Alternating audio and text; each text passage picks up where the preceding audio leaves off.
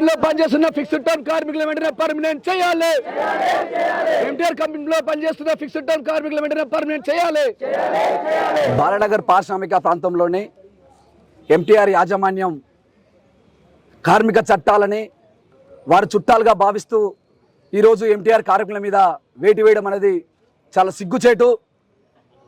ఈ తెలంగాణ రాష్ట్ర కాంగ్రెస్ ప్రభుత్వం వెంటనే రేవంత్ రెడ్డి గారు, లేబర్ మినిస్టర్ వివేక్ వెంకటస్వామి గారు స్పందించాల్సిన అవసరం ఉన్నది. యాజమాన్యాల వైపు కాంగ్రెస్ ప్రభుత్వం ఉన్నదా చూడాలి. ఎందుకంటే లేబర్ ఆఫీస్లో నెగోషియేషన్ జరుగుతున్న క్రమంలో నోటీసులు జారీ చేసిన తర్వాత, జాయింట్ మీటింగ్ డేట్ ఇచ్చిన తర్వాత ఈరోజు నిన్నటి నుంచి టెర్మినేషన్ చేయడం అనేది ఎంత దుర్మార్గం అని చెప్పేసి ఈరోజు స్పష్టంగా కనబడుతుంది. ఎంటీఆర్ యాజమాన్యానికి హెచ్చరిస్తున్నాం.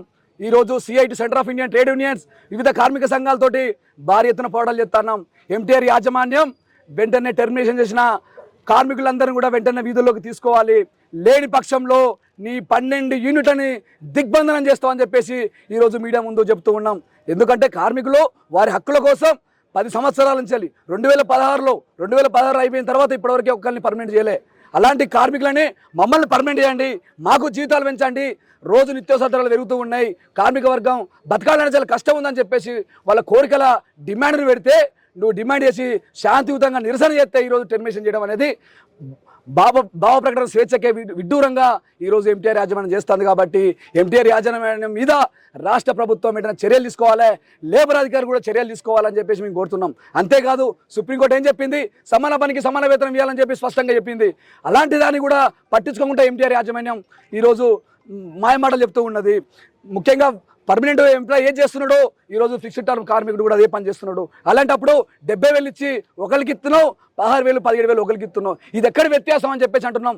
అంటే ఒక హెచ్ఆర్, మీ దాంట్లో హెచ్ఆర్ పని చేస్తున్న ఒక హెచ్ఆర్ ఈరోజు 17,000 20,000 బతకమని చెప్పేసి మేము కూడా బతకడానికి సిద్ధంగా ఉన్నాం. మీకు లక్షల్లో జీతాలు, కానీ ఉత్పత్తి రంగంలో పాల్గొంటున్న మా కార్మిక వర్గానికి 17,000 20,000 అనేది ఎలాంటి దుర్మార్గం, ఈ వివక్ష సరైనది కాదు. సమాన పనికి సమాన వేతనం అనే చట్టాన్ని తొంగలోకి పెట్టినావు, సింగిల్ ఒకటి ఇచ్చుకుంటావు, అదొకటి మోసం చేసినావు, డబుల్ ఒకటి చేయలేదని తెలియదా, అది పక్కకు పెట్టేసినావు.